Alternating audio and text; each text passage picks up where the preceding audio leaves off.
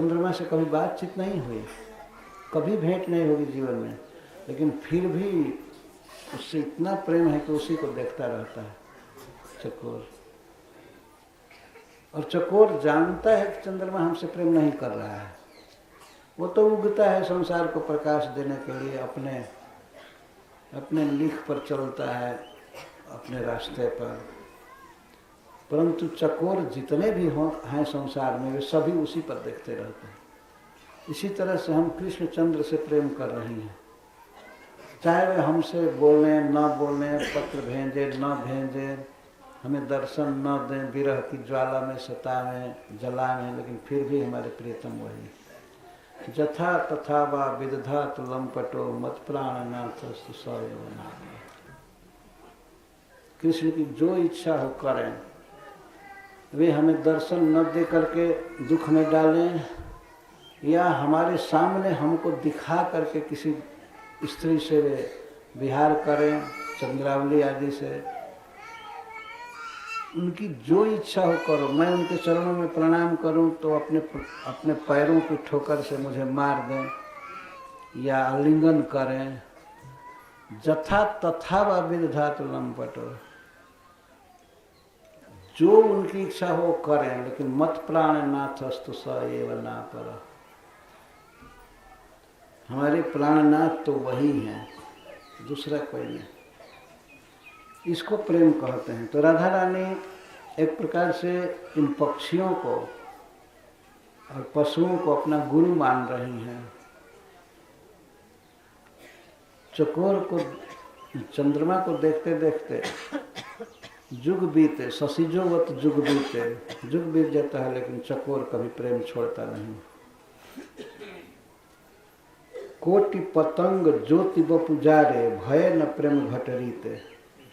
और थोड़े थोड़े छोटे छोटे फतिंगे होते हैं, बरसात के दिन में देखा जाता है, दीपक के ज्योति पर या आग की लपट पर वो आते हैं, उसे प्रेम करते हैं। कभी कभी तड़प करके मर जाते हैं और निकट आते हैं, आग उन्हें जलाती है, आग की लपट में पंख झुलस जाता है, छटपटा करके गिरते हैं, फिर भी उसी के निकट जाना चाहते हैं। एक बार एक फतिंगे को आग की लपट का अनुभव हो चुका है कि अग्नि जलाता है, लेकिन फिर भी उड़ करके फिर आता है उसे। करोड़ों करोड़ों फतिंगे अग्नि में अपना जीवन समाप्त कर चुके हैं, लेकिन फिर भी उनका प्रेम रत्ती भर भी घटा नहीं है। भय न प्रेम घट रीत, उनका प्रेम का घड़ा खाली नहीं हुआ।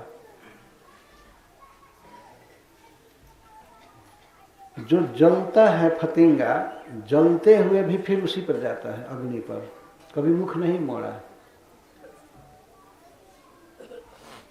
उसको इतना प्रेम है दीपक शिखा से, दीप शिखा से और अग्नि की लपट से।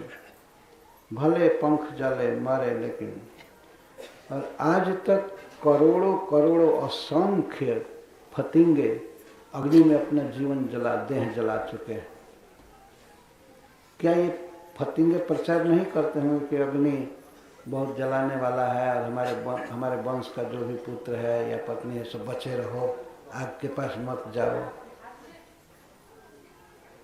क्या वो सूचना नहीं देते होंगे? सूचना देते, एक चींटी भी सूचना देती है। अगर उसको कहीं चीनी मिल जाए तो और चीनियों को चींटियों को बता देती है, तो लाइन में पूरा ट्रांसपोर्टेशन करती है, घटती रहती है। एक चींटी को अगर थोड़ा सा मिल जाए मीठा, हमने तो अपने वृंदावन रूम में देखा है, एक चींटी को अगर कहीं कोई पेड़ा का अंश मिल गया, चाहे कोई मीठा का, तो बस 2-3 मिनट के अंदर ही लाइन लग जाती है। तो क्या फतिंगे नहीं बताते होंगे कि अरे नहीं नहीं ये जलन होता है, यहाँ मत जाओ, कुछ भी हो जलन हो। अपने परिवार को भी सावधान नहीं किए, सब जलते रहते हैं, आज तक जलना जारी ही रहता है। तो प्रेम सीखना हो तो फतिंगे से सीखना चाहिए। तो राधा रानी कहते हैं कि कोटि पतंग ज्योति बपुजारे, करोड़ों पतंग ज्योति में, ज्वाला में अपने शरीर को जला दिए हैं, पर भय न प्रेम घट रीते। उनका प्रेम का घड़ा बर्तन खाली नहीं हुआ, प्रेम ज्यों का त्यों बना रहता है।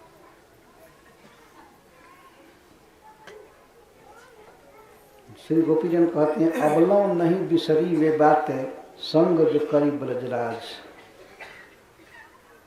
अब तक हमें वो सब बातें नहीं बिसरी हैं जो प्रियतम श्याम सुंदर ने हमारे लिए किया है। इन नहीं उपकार करने वाले लोगों से भी प्रेम बना हुआ है, इन जीवों का, तो हमारा तो उन्होंने बहुत हित किया है। यदि वे गोवर्धन धारण नहीं किए होते तो हम सब मर गए होते। दावानल से हमको नहीं बचाए हुए तो हम सबको जलना था, कालिए के विष से मरना था। लेकिन जो उन्होंने किया हम उसको नहीं भूल सके हैं।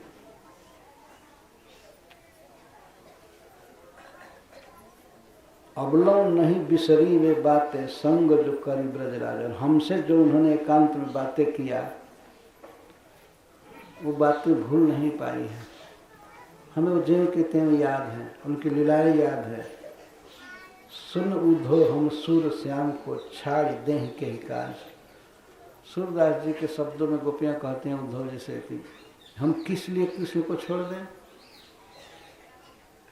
कैसे छोड़ दें। हम तो विवेकवती हैं, हम मानवी हैं, हम श्री कृष्ण के किए गए उपकार को जानते हैं, हम कैसे छोड़ सकती हैं। जब पतंग नहीं छोड़ता है अग्नि को, चकोर नहीं छोड़ता है चंद्रमा को, और हरिण नहीं छोड़ता है गीत के रस को, मछली पानी से प्रेम नहीं छोड़ती है, चातक स्वाति नक्षत्र से प्रेम नहीं छोड़ता है, हम किस लिए छोड़ दें। तुम सीधे यहाँ से मथुरा जाओ, अरे पत्र सत्र यहाँ दिखाओ मत।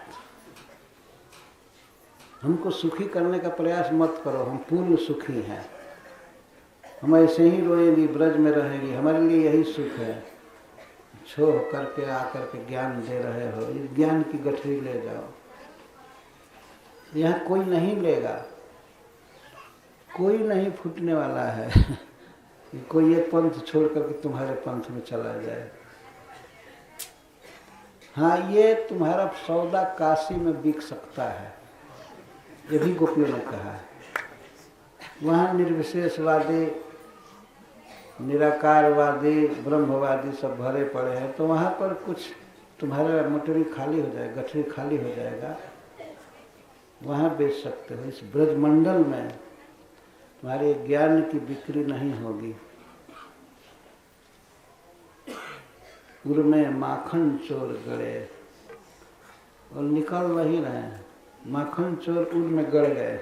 इस पद को गा लिया जाए, सब जल तजे प्रेम के नाते।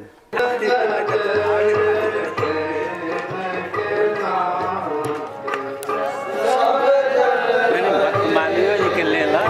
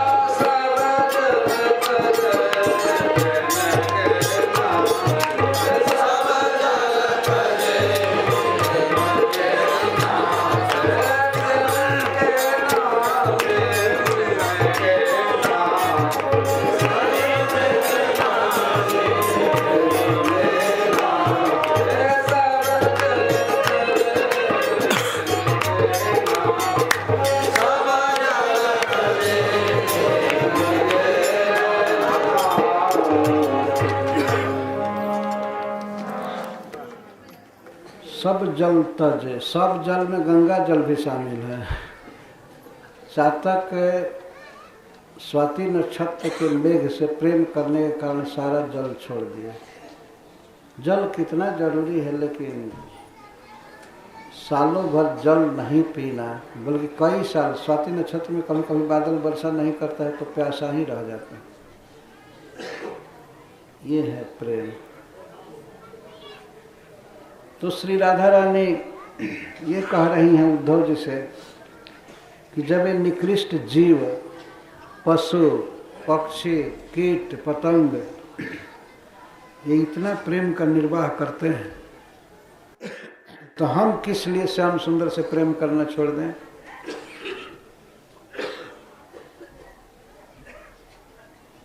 उद्धव जी वास्तव में उनसे प्रेम छुड़ाने के लिए नहीं आए थे। श्याम सुंदर ने भेजा था कि उनको सांत्वना देना, मैं जल्दी आ जाऊंगा, तब तक कह देना कि हम हृदय में हमारा ध्यान करें। तो ध्यान वास्तव में निर्विशेष निराकार का करने के लिए नहीं कहा गया था, हमारा ध्यान करें। मुझे जिस प्रकार देखती थी, मैं बांसुरी बजाता हूँ, रासलीला किया हूँ, हमारी जो भी मुद्रा है, हाव भाव है, रूप है, इसी का ध्यान करें। और तब तक मैं कुछ दिन मथुरा में रह करके अपने गांव आऊँगा ही, अपने घर रहूँगा ही, यही बात तो कहे थे। लेकिन जो भगवान कृष्ण के भक्त कवि हैं, वे लोग इस छोटी सी बात को ले गए कि उद्धव आकर के निर्गुण ब्रह्म का उपदेश कर रहे हैं। इतना खिंचाई किया है कवियों ने इस पंथ का, ये ज्ञान मार्ग का, योग मार्ग का, हद कर दिया है।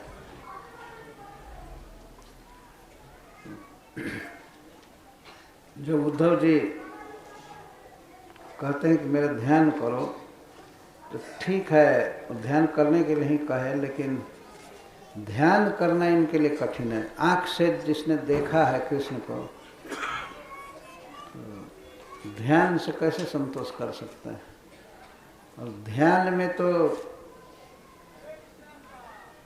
उस समय के लोग नहीं, लेकिन इस समय के लोग ध्यान में ज़्यादातर अंधकार ही देखते हैं, कुछ देखते नहीं हैं वह वास्तव में। ध्यान का एक नाटक करके बैठ जाते हैं और पूछा जी क्या देख रहे हो? कुछ भी नहीं। अगर दुकान में दिन भर बैठे हैं तो ध्यान में भी सौदा बेचेंगे। हाँ, और यदि खेती कर रहे हैं, दौनी कर रहे हैं, तो कहीं ध्यान में बैठिए, तो ध्यान में क्या बैठेंगे? ध्यान में आँख बंद करके ट्रैक्टर कैसे चल रहा है, कैसे बोझा निकाल रहे हैं, पुआल कैसे निकाल रहे, यही देखेंगे। अतः कृष्ण का यदि ध्यान करना है तो कृष्ण के बारे में सुनना चाहिए, तो वो व्यक्ति ध्यान कर सकता है। लेकिन ज़्यादा लोग तो कुछ भी नहीं देखते हैं। और कहीं कहीं मेडिटेशन सेंटर बना हुआ है, मेडिटेशन करो, मेडिटेशन करो, ध्यान करो, तो बैठाते हैं, सावधान, सामूहिक ध्यान कराते हैं। तो और लोग तो देखते हैं कैसे बैठ रहा है, आंखें बंद कर लीजिए, रीढ़ को सीधा कर लीजिए, तो उसमें से प्राय लोग देखते रहते हैं कि वो कैसे कर रहा है। और आंखें बंद कर लीजिए, ध्यान कीजिए। क्या ध्यान कीजिए इसका प्रवचन नहीं होता है। जिस लगता है कि सब पहुँचे हुए सन्यासी हैं, परिव्राजक हैं, और बद्रिकाश्रम में पढ़ करके सब आए हैं। ध्यान करो, ध्यान क्या खाक करेगा? जो देखा है, सुना है, उसी का ध्यान करेगा ना। तुम बताते नहीं हो क्या ध्यान करो। ध्यान का अर्थ है भगवान के अंग को देखना, उनकी लीलाओं को देखना, उनके मुस्कान को, चाल को, इसको ध्यान कहते हैं। लेकिन इस समय आज के युग में ध्यान का अर्थ बस शून्य में कुछ सोचना नहीं, सोचना ही नहीं। सोचोगे नहीं तो ध्यान क्या है? और कुछ लोग तो ऐसे बता देते हैं कि ज्योति देखो, डिवाइन लाइट, डिवाइन लाइट कहते हैं। तो जब ज्योति ही देखना है तो 1-2 हज़ार वाट का बॉल जला करके डायरेक्ट देखा जाए वही ठीक है। ज्योति देखना है तो ये हम देख करके अपने हृदय में ध्यान करेंगे तो इसका ज़्यादा ध्यान आएगा, है ना। आँख से देखे इसके बाद ध्यान कर रहे हैं तो हमारे हृदय में वो लाइट जल रही है। लेकिन इस लाइट का ध्यान किया जाए, शास्त्र कहीं नहीं कहा है। ध्यानावस्थित तद्गतेन मनसा पश्यन्ति यम योगिनः। योगी लोग, भक्त लोग ध्यानावस्थित चित्त में भगवान को देखते हैं, उनके सुंदर चरण कमल से प्रारंभ करते हैं, नख का ध्यान करते हैं, अंगुलियों का ध्यान करते हैं, अंगुलियों में अंगूठियां हैं उसका ध्यान करते हैं, और लाल लाल चरण तल है उसका ध्यान करते हैं, और फिर ऊपर बढ़ते हैं, भगवान के घुटने का ध्यान करते हैं, चरण कमल का, और इसके बाद भगवान पीताम्बर पहने हैं, करधनी सुंदर पीताम्बर, भगवान के सुंदर उदर का ध्यान, वक्षस्थल का ध्यान, वक्षस्थल पर कौस्तुभ मणि लगाए हैं। इसके बाद भगवान के गर्दन का ध्यान, आँख का ध्यान, और मुख रो रहे हैं कि हंस रहे हैं इसका ध्यान। एक बार एक व्यक्ति हमको कहा कि गुरु का ध्यान करो, तो मैं दीक्षा लिया था जब पढ़ता था हाई स्कूल में रेड़िया, तो वहीं पर दीक्षा हुई थी। तो मैं तो वही भगवान कृष्ण का फोटो रखा था, वही देखता था, अगरबत्ती दिखाता था, ध्यान भी उसी का करता था। तो एक चेला था, मुख्य चेला, एक सन्यासी का, तो कहे तुम ध्यान नहीं करते हो, ध्यान नहीं करते हो? मैं कर रहा हूँ। लेकिन नहीं, गुरु का ध्यान करना चाहिए। तो हमने कहा क्या क्या ध्यान करना चाहिए? तो वो ध्यान करना चाहिए। तो मैं कहा कि अच्छा ठीक है, मैं ध्यान करूँगा कि गुरु जी खड़ाव लगाए हैं, गिरवा कपड़ा पहने हैं, कमंडल लिए हैं हाथ में, और खैनी खाकर पट से थूक रहे हैं, इसका भी ध्यान करना चाहिए। नहीं तो कहा तुम अश्रद्धालु हो, तुम्हारी श्रद्धा नहीं है। मैं ठीक है, तुम्हारी श्रद्धा यहीं रहे, तुम्हारी श्रद्धा रहने दो भगवान कृष्ण। जब ध्यान करना है तो गुरु की लीला का भी ध्यान करना चाहिए।